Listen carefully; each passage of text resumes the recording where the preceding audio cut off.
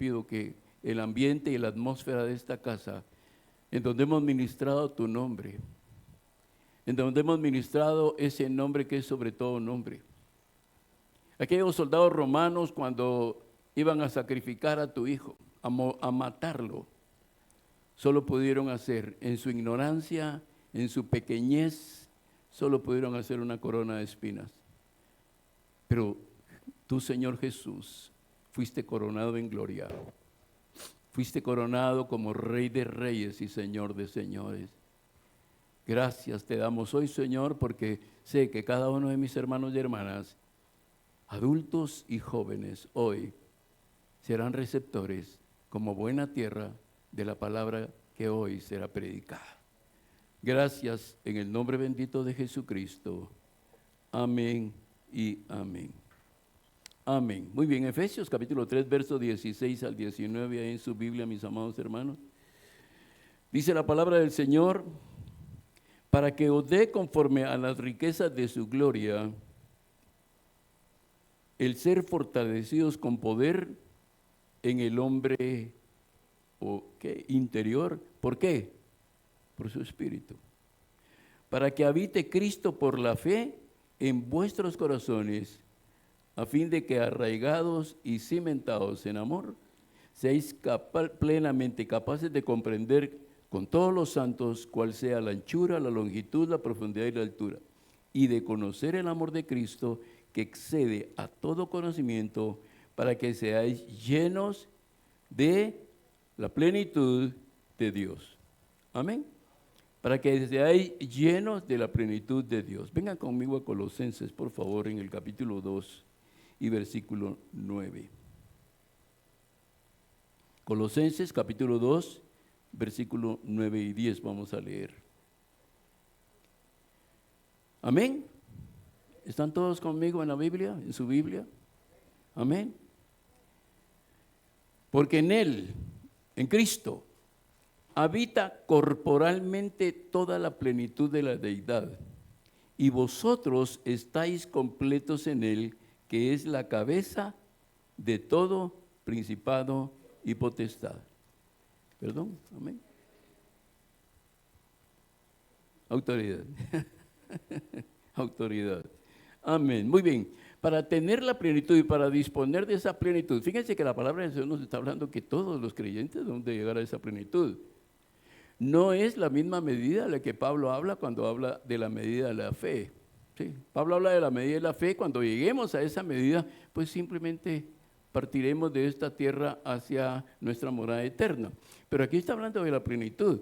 Y fíjense que la plenitud no es algo que tú podrías aspirar hasta cuando te mueras. La plenitud es algo que tú vives de acuerdo a unos aspectos que en el contexto de la palabra Pablo menciona. En el versículo 11 Pablo menciona la circuncisión, no hecha a mano. En el versículo 12 Pablo habla de estar sepultados en el bautismo en aguas. Y en el versículo 13 Pablo habla de estando vosotros muertos a vuestros pecados. Así es que cuando nosotros hablamos y oímos acerca de la plenitud de Dios, no es algo que no podamos alcanzar, al contrario, es algo que Dios está demandando de nosotros en forma amorosa, porque nosotros debemos de llegar a esa plenitud. Y para llegar a esa plenitud, los requisitos que la palabra del Señor nos da en ese contexto posterior es la circuncisión del corazón, el bautismo en aguas y morir a nuestros pecados y a nuestras rebeliones. Cuando a diario nosotros vemos las luchas y los conflictos en la vida de los creyentes, a veces intentamos solucionarlos con una serie de recursos, de herramientas y algunas veces con consejos que son o no obedecidos. Preguntamos entonces, ¿qué es lo que pasa? ¿Qué es lo que sucede? Que algunos tienen la capacidad de obedecer y otros tienen la capacidad de obedecer, pero no obedecen. Y nos preguntamos, ¿qué es lo que sucede? ¿Por qué algunos obedecen y les va bien y otros obedecen y no les va bien? Y otros no hacen nada, porque también lo decía en alguna de las reflexiones, No hacer nada también es una decisión. Amén. No hacer nada también es una decisión. Una persona decide no hacer nada, ni para adelante ni para atrás. Amén. Ahora, ¿cuál es el punto? ¿Qué es lo que está caminando mal? Porque a unos les va bien y a otros no les va bien. La clave es que algunos cristianos viven con una mente no transformada. Digan conmigo, una mente, digan todos, una mente no transformada. Amén. Y sobre esto es el tema que hoy vamos a entrar y esto nos habla de la plenitud del Señor. Ahora, fíjense que la plenitud de Dios descansa, la plenitud de Dios en el creyente, ya vimos qué significa, ya vimos cuáles son los ingredientes de esa mente y descansa entre la unidad y el alma. Amén. Cuando hablo de la unidad y el alma, amados hermanos, estoy hablando de algo que tú posees. Así es que por eso Pablo cuando en Romanos escribe, dice, y no tienen excusa. ¿Por qué? Porque todos los seres humanos tenemos una mente y un corazón. Parte del problema a veces es que nosotros funcionamos más con la mente que con el corazón. O el corazón nos dice una cosa y la mente nos dice otra. Y somos nosotros los que decidimos, actuamos de acuerdo a nuestro corazón o actuamos de acuerdo a nuestra mente. Ahí en la mente es el lugar donde se ganan o se pierden batallas. Todo ser humano en su mente gana o pierde las batallas. Ya allá en ese capítulo 23 de Proverbios dice, porque así como el hombre piensa, así hace. Así actúa el hombre, así como piensa. Amén. Y cuando hablo de la mente, que es donde se ganan o se pierden las batallas, no voy a hablar de guerra espiritual. No voy a hablar hoy de espíritus inmundos ni nada de eso. Voy a hablar acerca de lo que es la transformación de la mente en el creyente. Si nuestra mente no es transformada, eso es buscar la plenitud de Dios, porque tenemos todos los recursos a nuestro alcance. Nosotros no podemos dejar nuestra mente, un creyente, un cristiano no puede dejar su mente pensando en las cosas del pasado. Porque si solo piensa en las cosas del pasado, va a actuar de acuerdo a las cosas del pasado. Y entonces sigue metido en una prisión que es la prisión del yoísmo, la prisión de yo decido, yo hago, yo pongo. Amén. Nuestra mente, fíjense bien, la palabra mente en el hebreo viene del hebreo lev, con B grande, B alta, que es mente, corazón o en medio de. Génesis en el capítulo 6 y verso 5 van apuntando sus datos. Dice, y vio Jehová, Génesis 6:5, y vio Jehová que la maldad de los hombres era mucha en la tierra y que todo designio de los pensamientos del corazón de ellos era de continuo solamente al mal. No era de continuo al mal, dice de continuo solamente al mal. Como buenos estudiantes de la palabra del Señor, ustedes deben de tomar nota las palabras que pueden causar una diferencia. Porque puede ser, si dijera solamente al mal, pues en algún momento están pensando en el bien. Pero dice la palabra del Señor que de continuo solamente, totalmente sumergida en el mal. Ahora, pensamos, ellos piensan, nosotros pensamos, vosotros pensáis. Amén. Pensamos. Y la palabra pensar, o el término pensar, es examinar en la mente antes de tomar una decisión. Así es que ni un solo ser humano va a poder decirle a Dios que tomó una decisión sin pensar. Eso no lo decimos nosotros. No lo pensé. Sí lo pensamos. Lo que pasa es que no lo pensamos en el momento que lo hicimos, pero lo veníamos pensando anteriormente. Es lo que la definición en el griego de la palabra pensar dice. Examinar algo en la mente antes de tomar una decisión o darle una solución a algo. Esto no tiene que ver nada más con cosas malas, hermanos. Por supuesto, lo que ustedes hacen en su trabajo, donde trabajan, cómo dirigen sus empresas, cómo hacen ustedes para estudiar los jóvenes, están pensando y están pensando para bien. Ahora, lo que tenemos que ver y determinar esta mañana es qué es lo que está pasando realmente en nuestra mente y por qué a algunos nos va bien y a otros no nos va bien. Yo quiero mencionarles algunas de las capacidades que la mente humana tiene. Y una de ellas es imaginar. ¿Sí? Imaginar es la capacidad que el hombre tiene, o el ser humano tiene, de producir imágenes. Por eso es imaginar. Produzco imágenes. El griego es entúmesis. ¿Sí? Ese es el griego de la palabra imaginar. Entúmesis es la capacidad que tengo para crear imágenes en mi mente. Si Dios te dio la capacidad de producir imágenes, ¿quién es responsable de las imágenes que produce en su mente? Yo. No es Dios. Satanás puede meterte algunas ideas, presentarte algunas tentaciones, pero tú eres responsable de las imágenes, cómo te ves en esto. Por eso es que usted le pregunta a veces a algunos jóvenes y les pregunta, ¿cómo ves tu vida para adelante? Y no la ven como muy clara, oigan. Y uno de las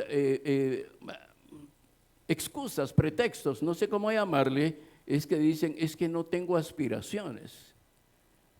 ¿Por qué? Porque las imágenes que hay en su mente no son imágenes propias, sino son imágenes de lo que están recibiendo del medio ambiente, y entonces con lo que reciben del medio ambiente empiezan a hacer sus propias imágenes. Y esto es lo que ha invadido mucho de la mente de los jóvenes. Nuestra imaginación se basa en tres cosas: lo que vemos, lo que oímos y lo que tocamos. De ahí nacen las imaginaciones. Amén. Tú ves algo y te imaginas. Si una de las hermanas ve un bonito vestido de ese color azul pavo que le gusta tanto, pero no lo puede comprar, ella se imagina cómo se vería con ese vestido puesto. Alguien va a convencer para que se lo compre, pero es parte de. Si un varón va y va a una zapatería y ve unos zapatos coquetos, y este hombre ya tiene 45 años, pero ve zapatos que son para jóvenes de 20 y dice, ¿cómo me vería yo con esos zapatos? ¿Verdad? Y entonces imaginamos, ¿verdad? Nuestra mente es prodigiosa para imaginar y Dios nos dio esa mente para imaginar. Fíjense bien, allá en Hechos capítulo 17 y verso 29. Recuérdense, las imágenes son producidas por lo que vemos, por lo que oímos y por lo que palpamos o tocamos. Eso, así es como se producen las imágenes, y este es uno de los primeros recursos que tiene la mente de todo ser humano. En Hechos 17, 29 dice, siendo pues linaje de Dios, no debemos pensar que la divinidad sea semejante a oro, a plata o a piedra o escultura de arte. ¿Y qué dice? De imaginación de hombres. ¿Verdad? Pregunto, a veces yo por curiosidad pregunto, ¿cómo crees que es Dios? Y entonces te empiezan a describir a un Dios físico, ¿verdad? Dios es espíritu. Pero es por eso, porque entonces en algún momento, ¿cómo pensás que te verías con esto? ¿Cómo te ves dentro de 5 años? A mí me gusta preguntarle a los jóvenes esto porque los desafío a que piensen, a que se imaginen, a que tengan, porque la imaginación va a traer una visión. La imaginación te va a dar visión. ¿Cómo te ves dentro de 5 años? Porque pasa rápido el tiempo. ¿O cómo se ve usted, amado hermano o hermana? ¿Cómo se ven dentro de 5 años? ¿Dónde van a estar en 5 años? Y no estoy hablando de iglesia, espero que aquí estén para ese momento, si es que no nos ha arrebatado el Señor, pero estoy preguntando tu vida familiar, tu vida personal o matrimonial o empresarial o laboral. ¿Cómo te ves dentro de 5 años? Vas a estar, miren, no hay peor derrota para un creyente que el siguiente año lo tome en el mismo lugar donde estaba el año pasado. Para mí, con todo el respeto, eso es una derrota. No avanzaste nada. ¿Amén? Muy bien, no quiero mortificarlos con esto. Conocer, este es otro recurso que te da. Imaginar y conocer. Conocer es la percepción mediante la vista, el tacto o el oído. Conoces. Tú conoces a través de estos recursos. humanos que Dios te ha dado. Entonces tú dices, yo conocí tal lugar, yo conocí a tal persona, yo conocí tal iglesia, yo conocí, porque estás viendo, estás conociendo y estás metiendo información a tu mente. ¿Sí? Recordar, traer algo a la memoria o hacer que alguien tenga presente una cosa, recordar, es traer algo a la memoria. Fíjense bien, a veces decimos, ¿cuál diferencia hay entre me acuerdo y me recuerdo? A ver, ¿qué diferencia entre me acuerdo? ¿Te acordás de tal cosa? Algunos contestan, sí, yo me recuerdo. ¿Hay una diferencia entre acuerdo y recuerdo? ¿Me acuerdo? Estoy tomando de mi subconsciente información, me acuerdo. Me recuerdo, estoy tomando información del entorno. Estoy tomando información de afuera. Amén. Pero no me voy a detener ahí porque mi esposa me regaña y me dice que yo no soy psicólogo. Entender. Fíjate bien, todo está totalmente unido en tu mente. Imaginar, conocer, recordar y entender.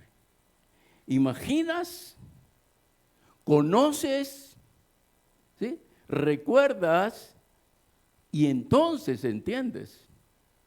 Por eso es que no podemos entender a Dios si no leemos su palabra, no escuchamos su palabra. No lo podemos entender porque nosotros nos hacemos nuestras propias imaginaciones de Dios. ¿Está bien para ustedes? Muy bien.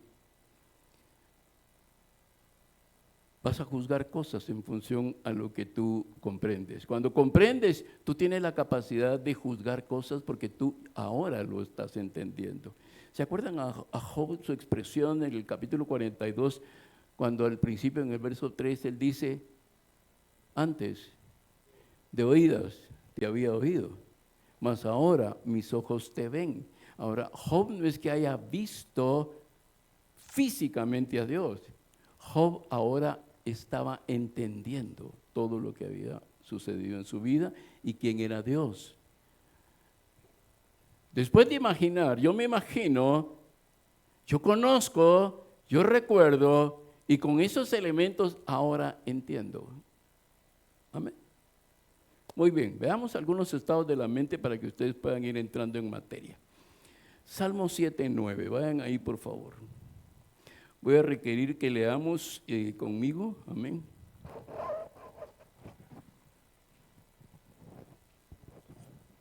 Perdón, Salmo 7:9. Fenezca ahora la maldad de los inicuos,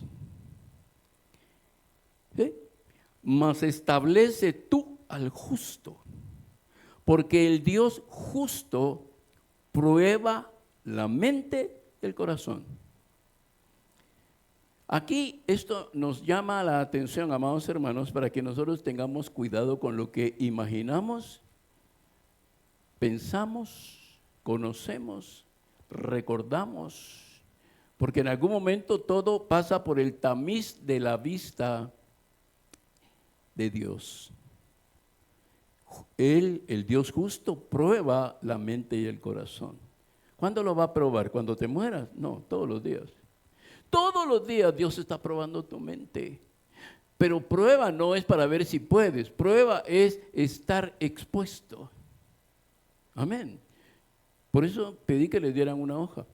Porque lo que ustedes escriban ahí va a determinar delante de Dios qué tan en serio están tomando ustedes la predicación.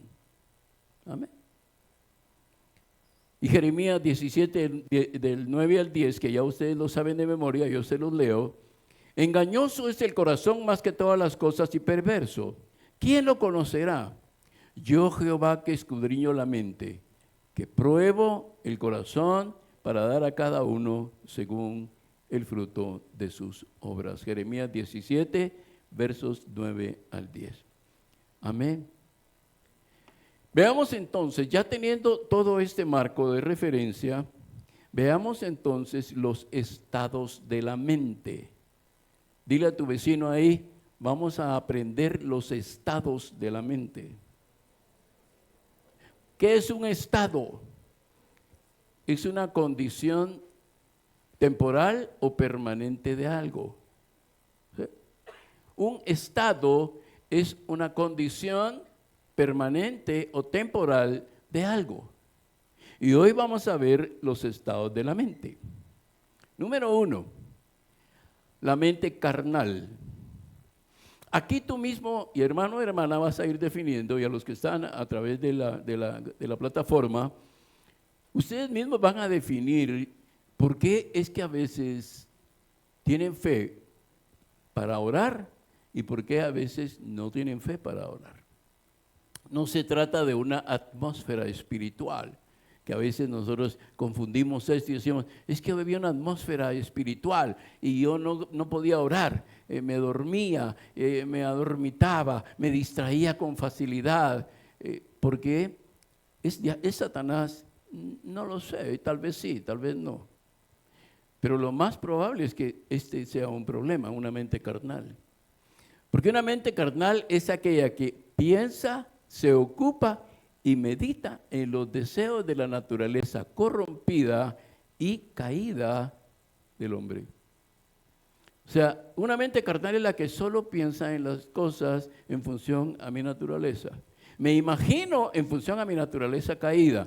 Pienso en mi naturaleza caída. Actúo, recuerdo cosas de mi naturaleza caída. Amén. Y este problema de la mente carnal es que está gobernada por los apetitos de la carne y no por el espíritu. Aquí ya hay un problema que tú detectas de por qué a veces oras con fe y a veces no oras con fe. Aquí te encuentras el primer punto de por qué a veces ganas batallas y a veces pierdes batallas. No es porque Dios no te haya hecho más que vencedor en Cristo Jesús, es porque hay momentos en los que la mente carnal vuelve a levantarse dentro de ti y entonces el pensamiento, así como leímos en Génesis 6, que su pensamiento era solamente al mal, en algún momento el pensamiento cae en el ámbito carnal, en un estado carnal. Amén. Romanos 8, capítulo 6 y verso 5. El Espíritu de Dios debe ser lo que gobierne tu mente. No es que no trabajes, no es que no estudies, no es que no te capacites, no es que no aprendas cosas nuevas, te tecnifiques, te especialices. Gloria al Señor por eso. Hazlo porque vas a honrar más al Señor mientras más preparado estés académica o técnicamente mejor preparado, mejor vas a poder servir al Señor. Entonces tenemos que tener esa mente espiritual. Ahora el problema es cuando cae en lo carnal. Romanos capítulo 8, versos 5 y 6 dice, porque los que son de la carne piensan en las cosas de la carne. Aquí no está hablando de incrédulos nada más. Aquí no está hablando, amados hermanos, solo de incrédulos. Porque diría, los incrédulos piensan en las cosas de la carne, porque ellos viven de acuerdo a las cosas de la carne. Pero aquí se le está hablando a la iglesia en Roma, Pablo le está, y a todas las iglesias en general que había fundado, y a nosotros también primordialmente, pero los que son del Espíritu en las cosas del Espíritu. Ahí es donde defines, si soy del Espíritu, mi mente, mi corazón, mis pensamientos, mis imaginaciones, mis planes, está en función al Espíritu del Señor. Eso no significa que no viva allá afuera, en el mundo, porque estamos en el mundo. Por eso es que cuando el Señor dice, están en el mundo, Padre, pero no son del mundo. O sea, están donde se mueve la carne, pero no piensan ellos en las cosas de la carne. Amén. Porque el ocuparse de la carne es muerte. Si tú sabes que te sirven un plato de comida y tú cuando te sientas, sientes el olor de la comida podrido, ¿te la comes? Tú sientes el olor a podrido, tú dices, esto no está bien. Las hermanas seguramente cuando se les olvida ahí alguna comida en el refrigerador por un par de meses y cuando la van a sacar, huele y dicen, algo huele mal en la refrigeradora. ¿Verdad que sí? Dice, algo huele mal. Tal vez no es que 2 meses, a veces una semana. Y entonces empiezan las hermanas a escudriñar la refri hasta que encuentran lo que huele mal. Algunas más expertas lo encuentran rápido. Eso es lo que pasa con nosotros y lo que pasa en algún momento. Dice, porque el ocuparse de la carne es muerte. Si yo me ocupo de las cosas de la carne, ocuparse ese se vuelve una de tus prioridades. Ocuparte de la carne se vuelve una prioridad ya en tu vida. Cristo ya no es la prioridad, el reino de Dios ya no es prioridad, las cosas celestiales ya no es prioridad, lo celestial y eterno ya no es prioridad. Hay algunas prioridades que van en esta cosa que se llama carne. Sarkikos es la palabra griega que nos habla acerca de esto. Amén. Muy bien, entonces Dios prueba tu corazón. Probar tu corazón. Cuando a los hermanos que manejan vehículos, las hermanas se han quedado sin batería en su carro, en su vehículo, llega una persona y le pone un tester, ¿verdad? ¿Para qué se lo pone? Para probar si la batería tiene carga suficiente para poder arrancar el vehículo, o si la batería no se quedó ya muerta, va a recibir carga mientras lo llevas a tu casa o al taller, pero al llegar y al apagarlo, vuelve a quedar. Entonces hay un tester que muestra si tiene carga todavía esa batería. Muy bien, Dios, los ojos del Señor que escudriñan hasta lo más profundo del corazón, prueba cada día tu mente. Prueba en qué nivel estás, espiritual, carnal, no es para arriba, lo carnal es para abajo. El Señor dice, hermano, hermana, no es cada mes, no es cada año, es cada día que el Señor prueba tu mente y el Señor ve dónde está tu mente ese día. Muy bien, la mente carnal. Vámonos a conocer otra mente, la mente corrompida. Muy bien. ¿Qué es una mente corrompida? Ya vimos una mente carnal. Es aquella que ha llegado al más alto nivel de carnalidad, lo peor. Una mente corrompida es porque ya está corrompida. Ya no la puedes arreglar solo así. Tú no la puedes arreglar ya, porque te acostumbraste a vivir en eso. Hay personas que se acostumbran a andar descalzos en su casa y no les da pero ni un resfrío. Y hay otros que si se quitan los zapatos y andan descalzos, a 20 minutos ya están estornudando. ¿Ve? Porque hay alguien, fíjense bien, ustedes lo ven con los bebés, con los pequeños.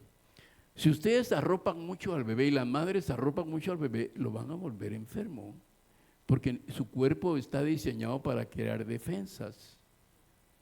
¿Sí? Amén.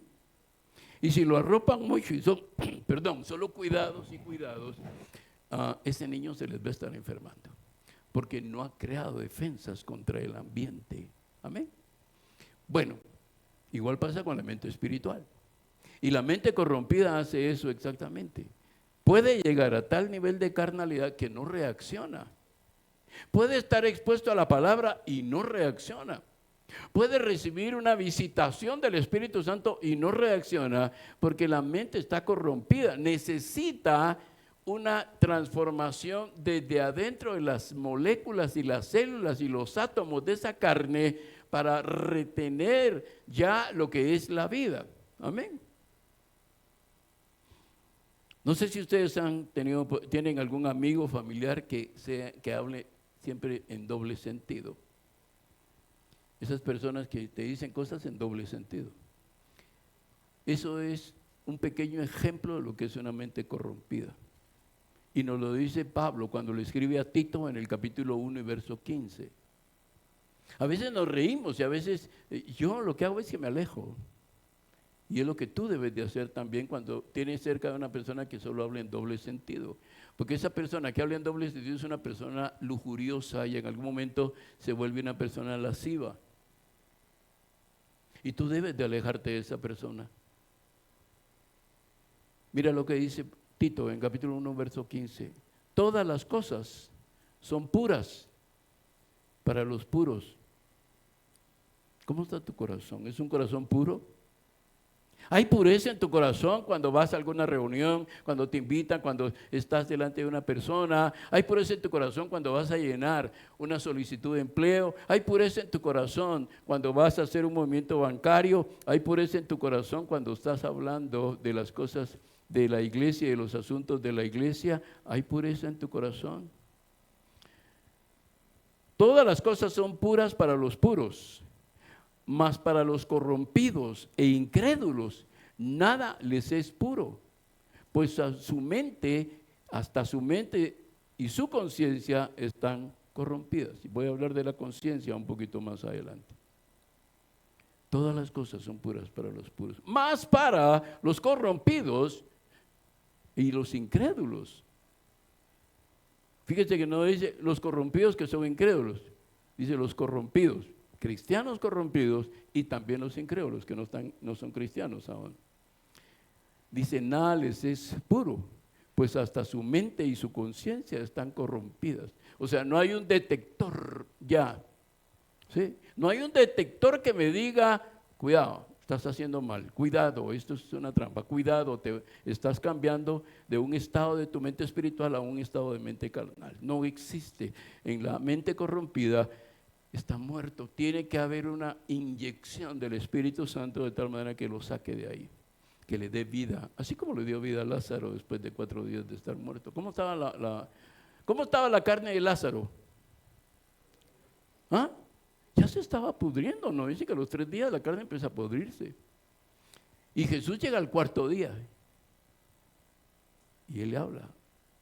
Y ese hombre sale caminando o saltando, como ustedes quieran, pues, porque estaba atado. Dios es suficiente para darle vida a la carne y a la mente corrompida de una persona. Le puede inyectar la vida como se le inyectó a Eliseo cuando ya estaba muerto. Cuando se le inyectó a aquel joven que también estaba muerto, aquel niño que estaba muerto, y el profeta va y se postra sobre ese niño y sopla sobre su nariz y dice que el niño vive. Hasta ese estado de poder. Hoy cantábamos el poder del Señor. Yo hago señales. ¿Y saben por qué me vengo a parar aquí enfrente? No para que taparles la vista, sino a mí me gusta mucho hacer señales. Se echó a la mar. Yo me imagino cómo los echó a la mar. A los que me seguían, ¿verdad? Todos mis perseguidores, ¿verdad? A veces danzo, a veces me muevo, ya no puedo hacerlo con tanta libertad como lo hacía antes, pero ¿por qué lo hago? Porque estoy con un corazón agradecido a Él. Y quiero que todos los miembros de esta congregación usen su cuerpo para adorar y glorificar al Señor. Amén. Vámonos a la tercer estado de la mente entenebrecida. La mente entenebrecida. ¿Qué es una mente entenebrecida? Es aquella que es incapaz de recibir luz. El estado de esa mente es tal que aunque le pongas una linterna enfrente, no tiene capacidad de ver luz. Amén. No tiene la capacidad de ver luz.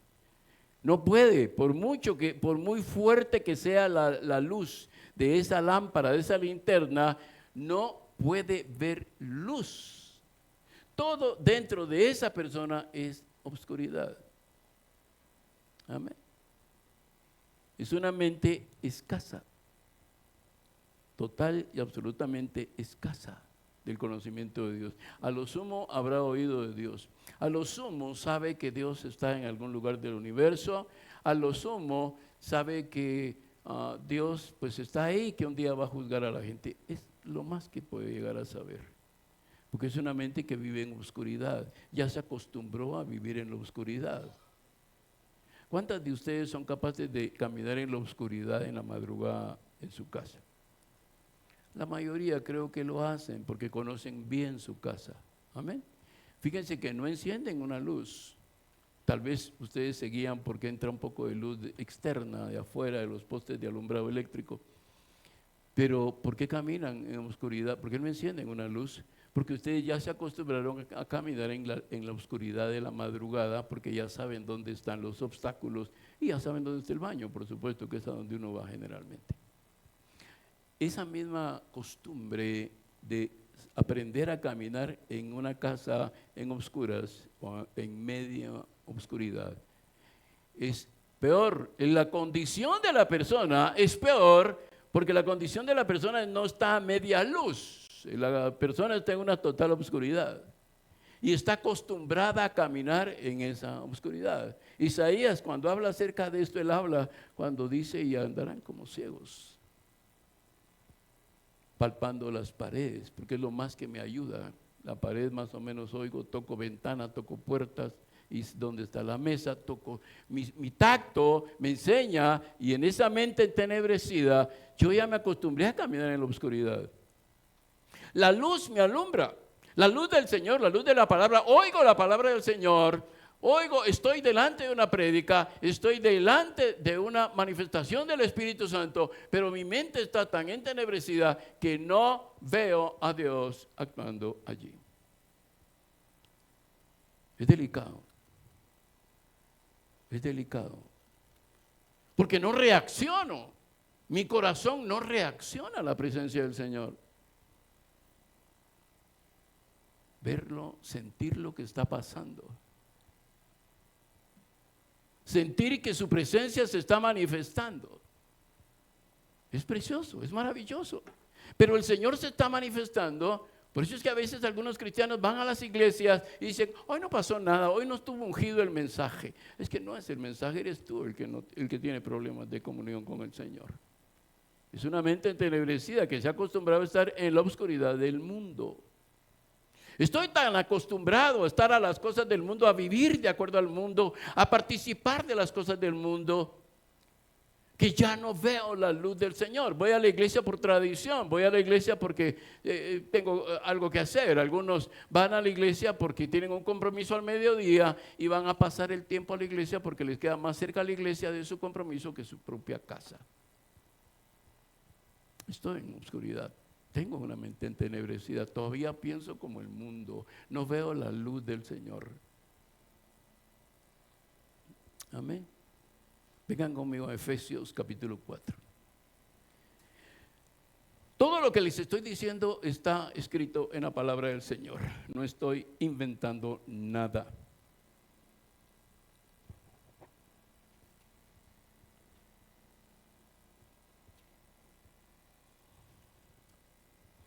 Cuatro, 18 al 19. Amén. Me dicen amén cuando tengan la escritura. Amén. Teniendo el entendimiento entenebrecido, ajenos de la vida de Dios, por la ignorancia que en ellos hay, por la dureza de su corazón, los cuales después que perdieron toda sensibilidad, se entregaron a la lascivia para cometer con avidez toda clase de impurezas. Allí ya no es lo que veo, ahí ya no es lo que oigo, ahí es lo que siento, lo que palpo, lo que toco, porque es lo que toco lo que me seduce. Y entonces mi carne, que está metida en una oscuridad, porque no es solo la oscuridad, miren, la mente está en tinieblas y mi corazón ya se endureció a causa de la oscuridad. Las hermanas que saben de jardines y todo eso saben lo que significa una planta, que es para estar en el sol y tú la pones en la sombra. ¿Qué sucede? ¿Se pone más bonita la planta? No, se va a ir muriendo poco a poco y cuando veas la planta está muerta porque debía estar en el sol, en la luz y la pusiste en la oscuridad. La pusiste en la sombra o la metiste en uno de los lugares de la casa donde inclusive no recibía aire. Fíjate que aquí el apóstol Pablo dice,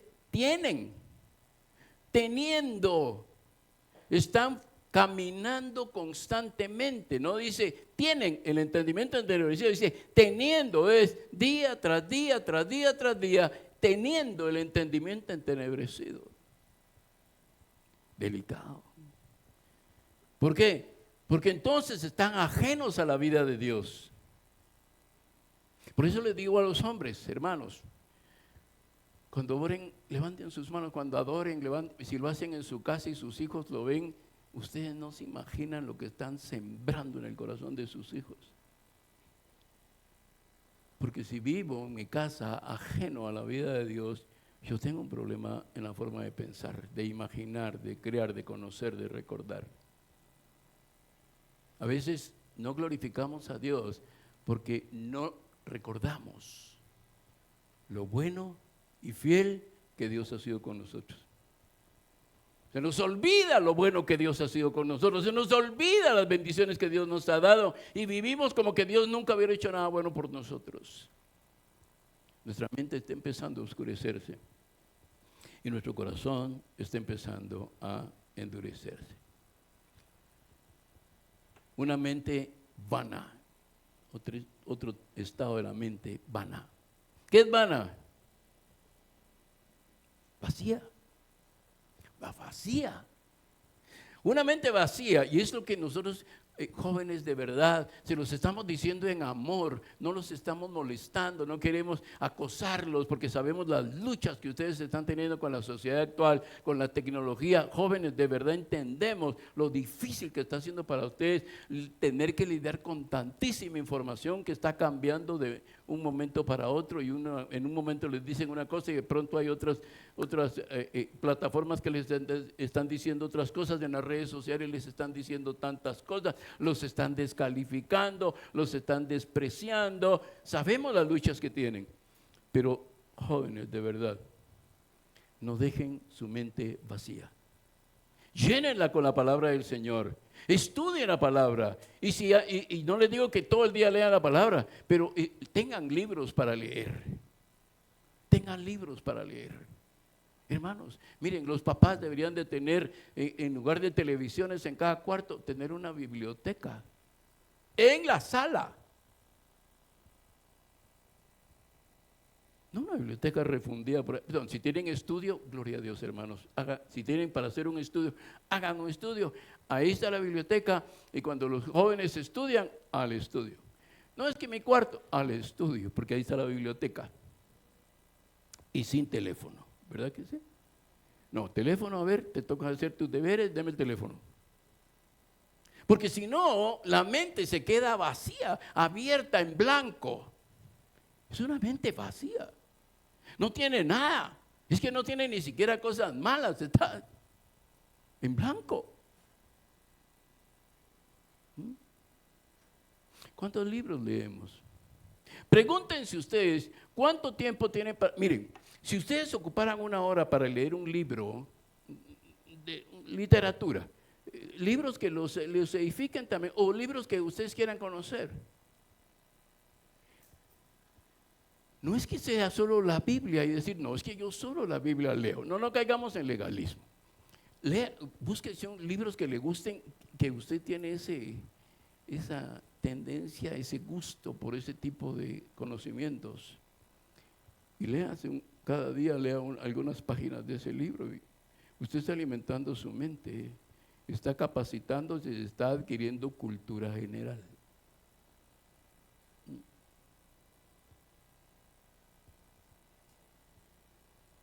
Cuando estás en un grupo, en una reunión familiar, ¿participas de la conversación o te vas a un rincón y no hablas? Porque no entiendo lo que están hablando, no sé de lo que están hablando. Para mí están hablando idiomas que yo no conozco, pero es que no los conozco porque no lees.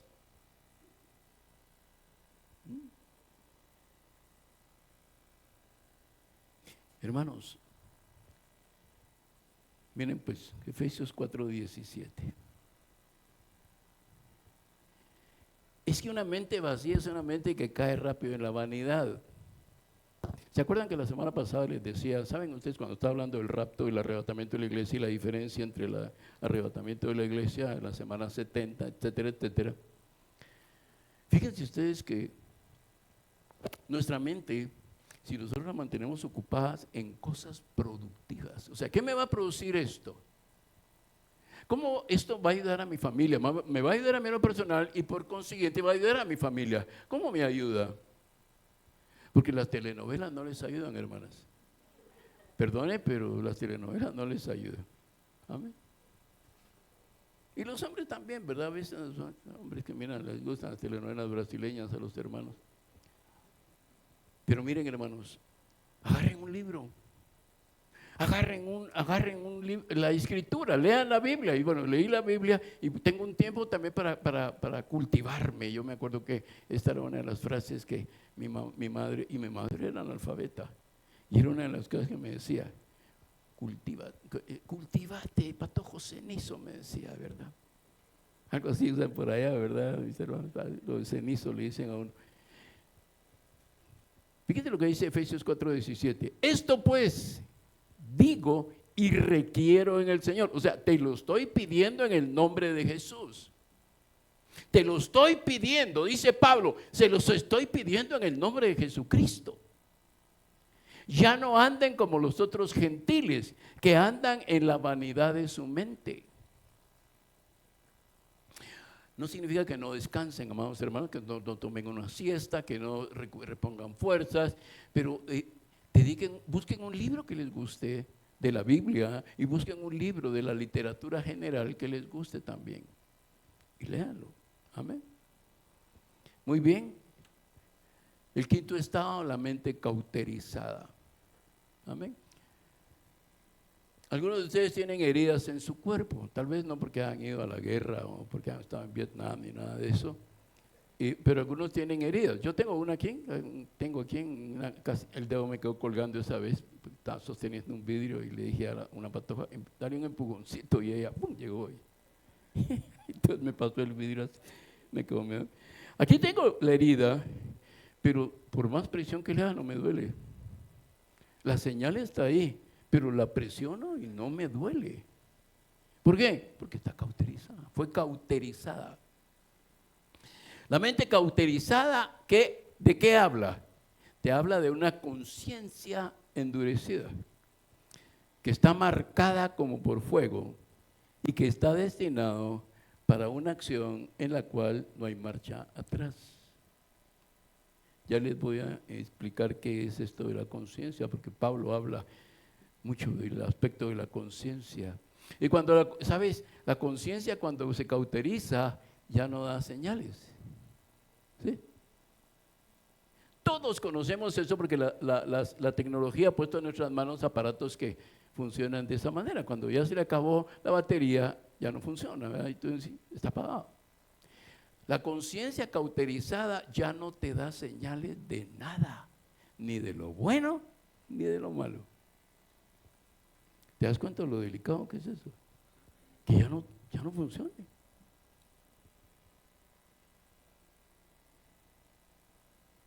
Primera de Timoteo, capítulo 4, verso 1 y 2. Y miren lo que está pasando en la iglesia, porque esto ya está pasando. Primera de Timoteo, capítulo 4, verso 1 al 2.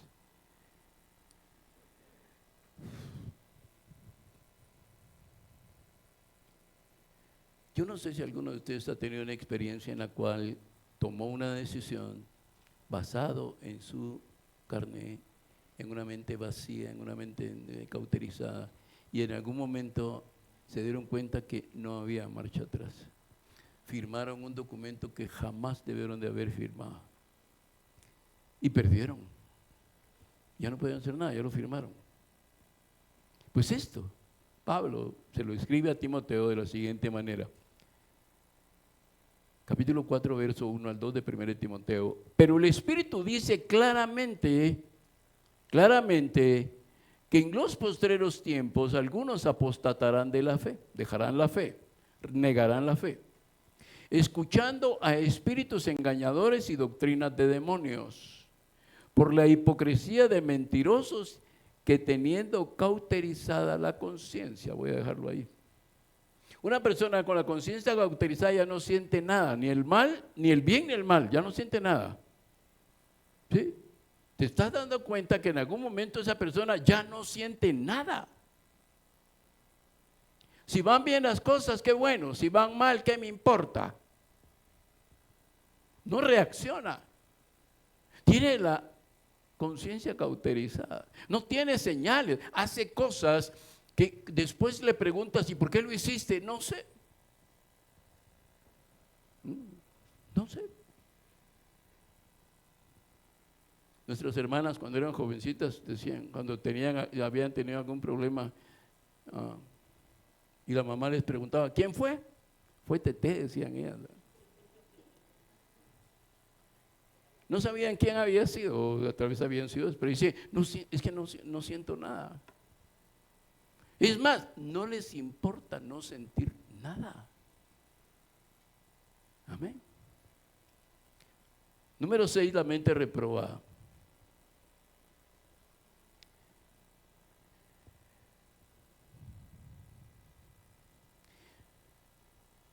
En mi condición de ministro del Señor, creyente, hermano en la fe de todos ustedes, me asusta tener una mente reprobada.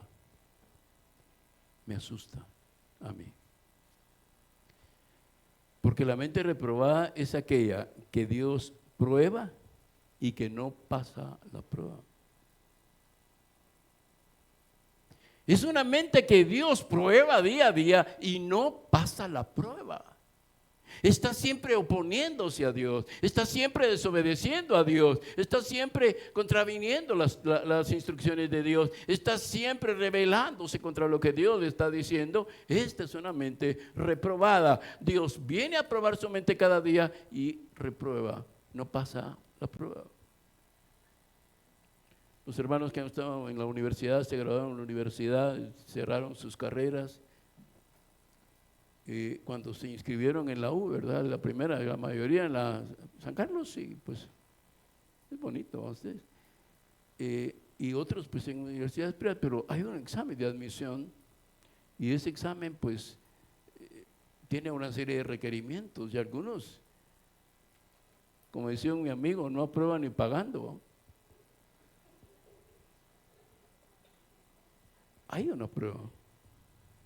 Y esa prueba me capacita a mí para algo cuando yo supero la prueba. Y no es una carrera para superar una prueba, sino que es que mi mente sea pura, de tal manera que cuando sea aprobada por Dios cada día, yo pase la prueba. Me asusta cuando pienso en esto y digo, ¿quiénes no pasan la prueba? Porque su mente siempre está cautiva de algo. Porque su mente siempre está pensando en nada. Según de Timoteo, capítulo 3, verso 6. Fíjese dónde está el problema de una mente reprobada.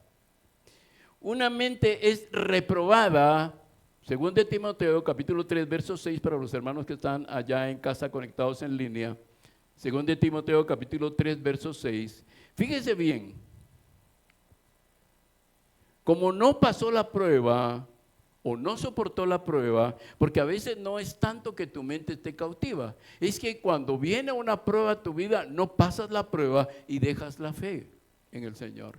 O recurres a otros medios más terrenales y carnales sin haberle preguntado a Dios qué es lo que tenías que hacer.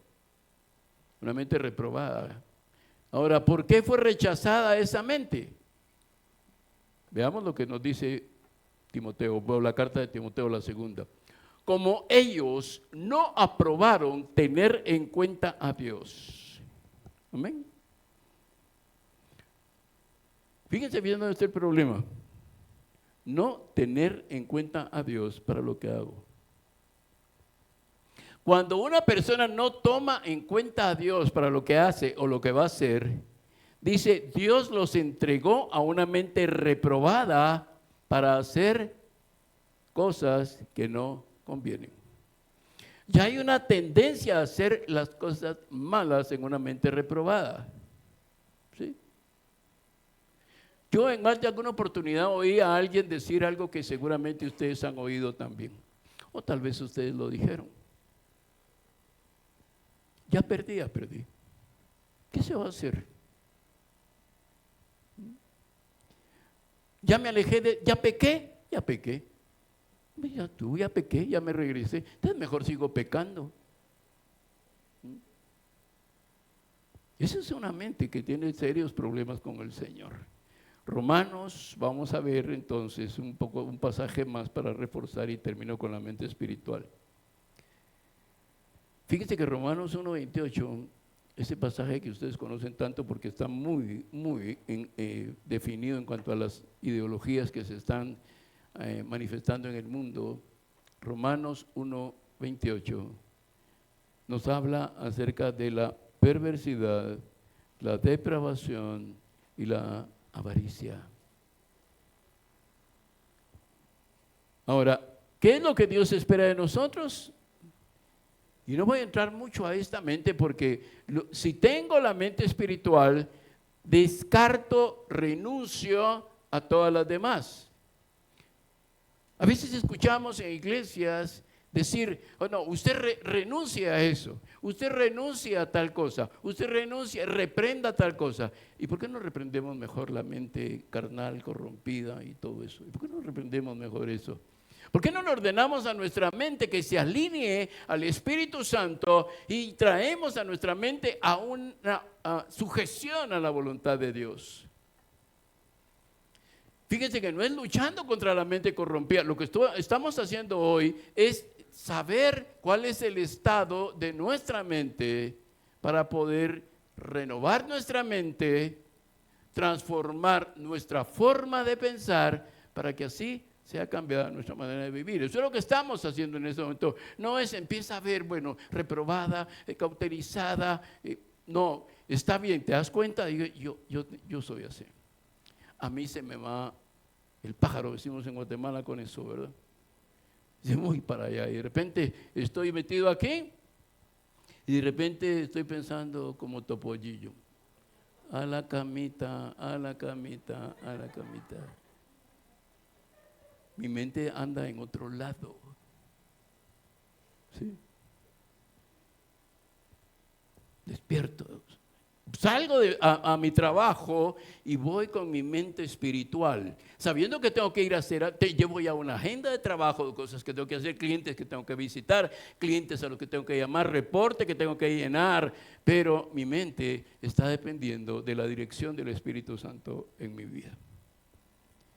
Y para poder sellar esto tengo que hablarles de la conciencia. La conciencia, en términos muy sencillos, marca entre la mente carnal y la mente espiritual. Mente carnal te marca luz verde. Mente carnal te manda luz roja. Mente espiritual, verde. La conciencia es como esa mente, esa forma de describir tu mente. Tú mismo puedes hacerlo, porque se los menciono. La conciencia dice que es una capacidad racional interna. ¿Qué es racional? Que lo puedo entender. Amén. Lo puedo entender. La conciencia es una capacidad racional interna. Lo entiendo. Yo entiendo lo que está pasando. Que da testimonio a mi sistema de valores. Amén. Fíjate bien, la conciencia es una capacidad racional, o sea que si la entiendes internamente, que te da testimonio de tu sistema de valores. Si yo pudiera ir a la casa de ustedes y ver lo primero que hay al pasar los dinteles de la puerta de su casa, ¿qué esperaría yo encontrar? Los valores de su familia. Aquí se vive de acuerdo a esto. El que no viva de acuerdo a esto, fúchiles, dice mi esposa. Si no vive de acuerdo a esto.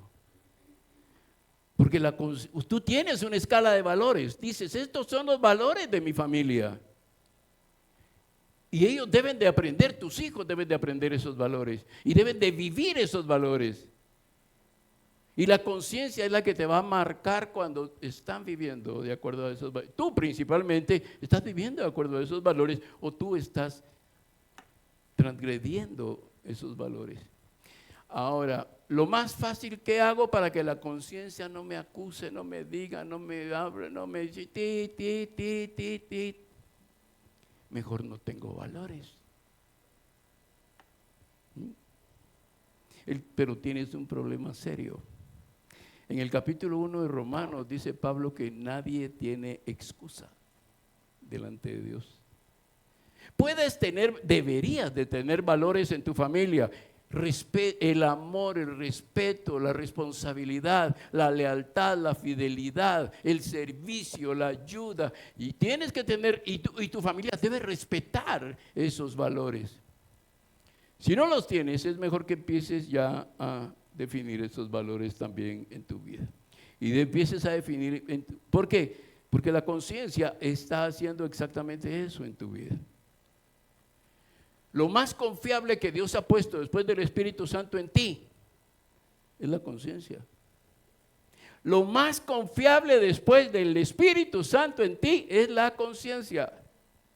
Es lo más confiable, porque la conciencia te va a decir cuando se va a encender o te va a hacer sonar ese bip, bip, bip, bip, bip.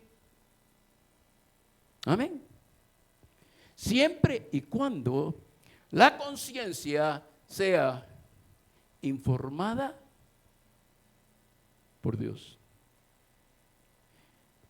Por eso es que el incrédulo no tiene una conciencia cauterizada, porque no tiene la información de Dios.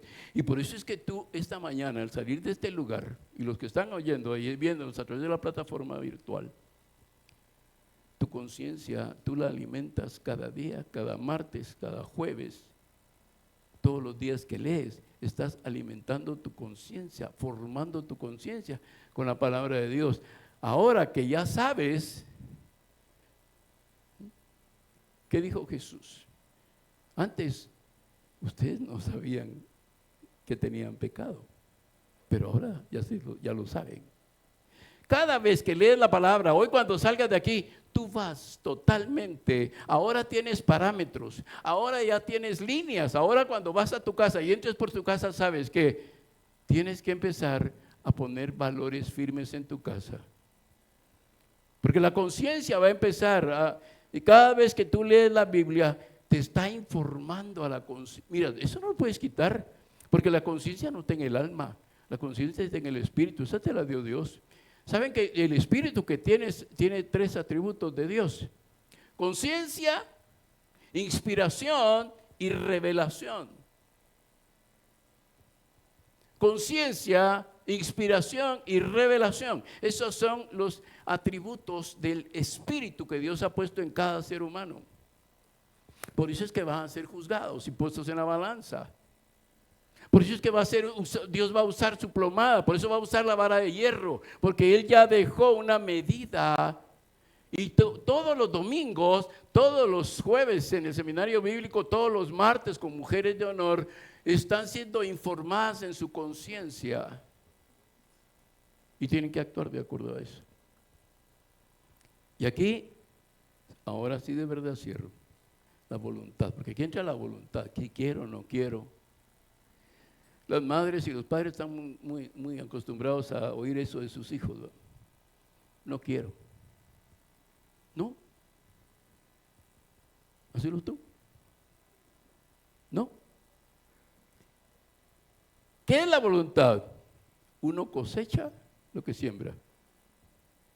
Amén. Ahora, les voy a dar una verdad que tienen que guardarla en su mente, en su corazón. Tú eliges qué siembras, pero no puedes elegir qué vas a cosechar. Eso lo define Dios. ¿Sí? Dios define. Por eso es que, y esto te rompe totalmente cualquier pensamiento que tengas de que voy a dar para que Dios me dé. Esto te rompe totalmente esto. Porque tú eliges qué siembras, pero tú no puedes escoger qué vas a cosechar. Eso lo define el Señor en su soberanía. Así es que sembremos bien, con principios, con valores, con actitudes, con comportamiento, con testimonio, porque todo esto se converge en algo que se llama testimonio de vida. Cuando salimos de aquí, nosotros debemos de dar testimonio de vida allá afuera.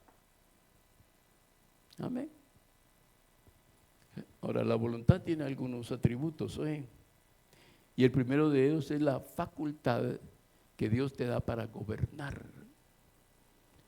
tus actos para decidir con libertad y optar por un tipo de conducta determinado. Repito, la voluntad tiene atributos.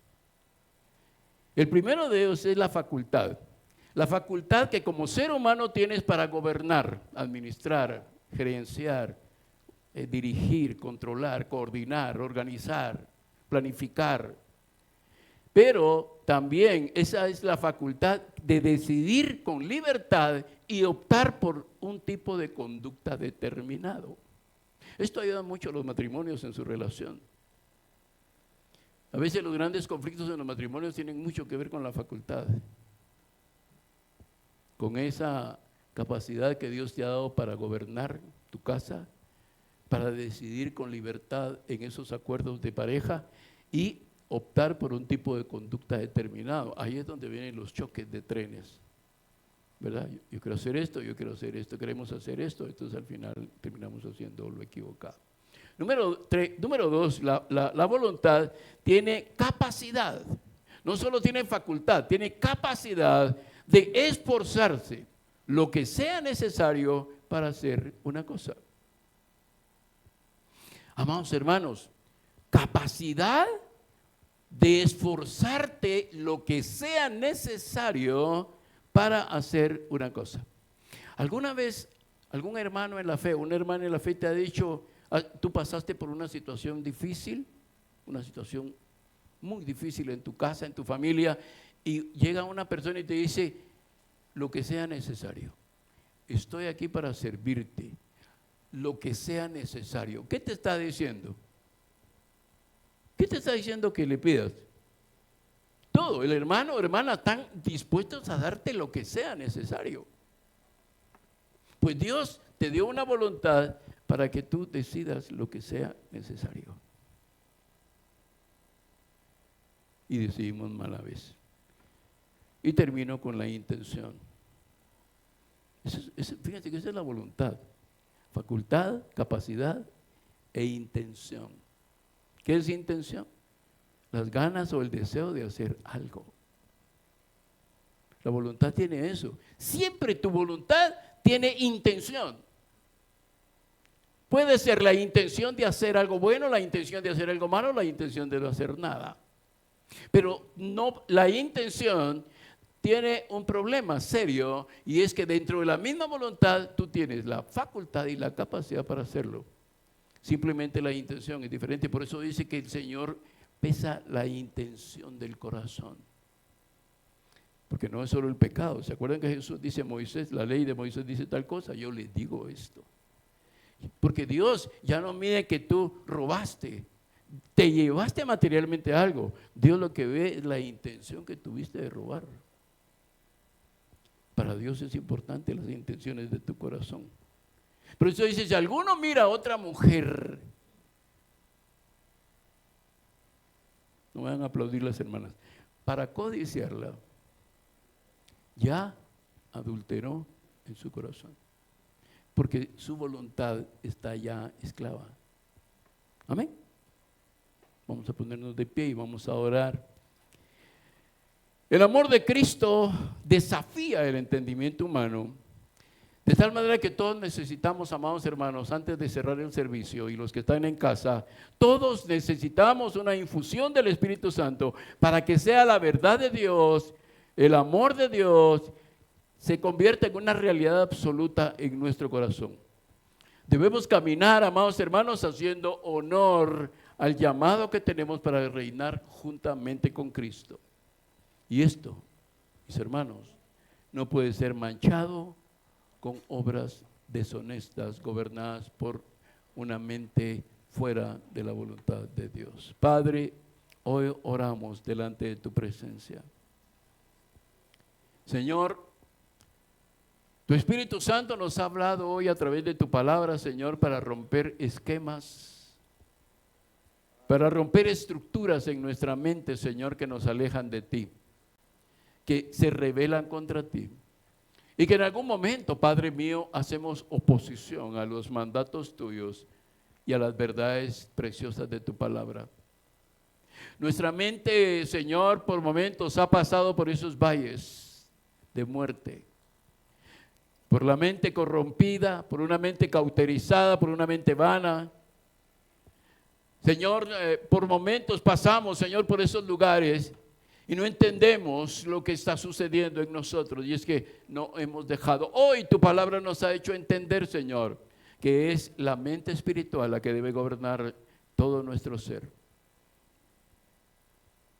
Señor, perdona esas fallas, esos resbalones, esos acomodamientos que hemos tenido, Señor, a una mente carnal. Te pedimos perdón a través de la persona de Jesucristo y a través, Señor, del derramamiento de la sangre que Él hizo por nosotros. Hoy confesamos nuestra culpa, Señor. Hemos dejado que nuestra mente sea conquistada por el mundo. Por momentos nos sentimos atraídos, así como Abraham fue atraído, Señor, a bajar a Egipto. Así como Isaac también, Señor, su hijo, se dio a bajar a Egipto, Señor. Porque la mente, Señor, es tan fuerte, tan poderosa, y por eso Satanás anda detrás de nuestra mente. Pero tú nos guardas, tú nos cubres, tú nos sostienes, Señor. Y hoy te pedimos perdón, Señor, y te pedimos, Espíritu Santo, que nos sumerjas en tu presencia. Sumérgenos en tu presencia, Espíritu, de tal manera que nuestra mente pueda ser purificada por ti, para que, Señor, pertenezcamos a esa clasificación de creyentes en los que la mente es pura. Los puros piensan en las cosas que son puras. Tal vez alguno piensa, pero si yo pienso de esta manera quedaré vulnerable. Pero el Señor es escudo alrededor de ti, tu gloria y el que levanta tu cabeza. Prefiero tener, Señor, una mente pura, y aunque quede vulnerable al mundo, a los engaños, a los fraudes, a las infidelidades, Señor. Pero que tú me encuentres cada día con una mente pura, ocupada en tus negocios, Señor. Una mente que está ocupada, Señor, en edificar un matrimonio sólido. Una mente que está ocupada en entrenar, capacitar, dirigir a sus hijos, Señor. De tal manera que así como el pueblo judío, Señor, tú les mandaste que les contaran a sus generaciones. Así como dijiste de Abraham, él enseñará a los suyos acerca de mí. Queremos ser hombres y mujeres, Señor, que ocupemos nuestra mente, no solo en formarnos a través de tu palabra, sino hombres y mujeres, Señor, que formemos nuestro matrimonio sobre la base segura de aquel que fundó las bases del universo entero.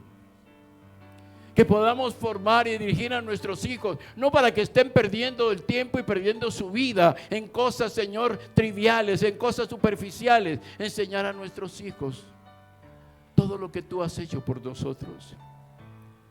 Posiblemente aquí hay algunos, y allí a través de estas plataformas virtuales, y cuando estás oyendo esta predicación, posiblemente hay algunos de ustedes que nunca le han contado a sus hijos de dónde los sacó Dios y los milagros que Dios ha hecho por ustedes.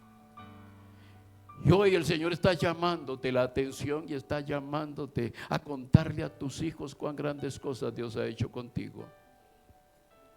Dios eterno, en el nombre bendito de Jesús, Espíritu Santo, revela sabiduría, entendimiento, conocimiento a la mente de mis hermanos y hermanas y a los que son padres de familia, Señor, para que ellos desde hoy empiecen a contarle a sus hijos las grandezas, los milagros, las misericordias, Señor. No es que tiene un papá fuerte, poderoso, un papá que es inteligente, que está ganándose el dinero con el sudor de su frente. Es que ese hombre tiene que contar que la misericordia de Dios está con él y el favor de Dios le acompaña cuando va a hacer negocios. El favor de Dios está con él, de Dios, no de él mismo.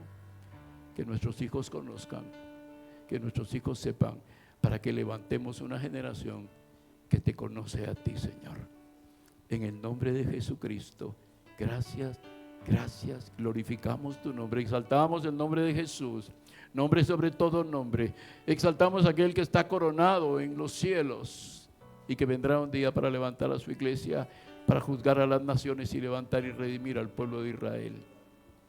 te adoramos, te bendecimos y exaltamos. Todo el honor, la gloria, la exaltación, el poder te pertenecen a ti, Señor. Amén, amén, amén y amén.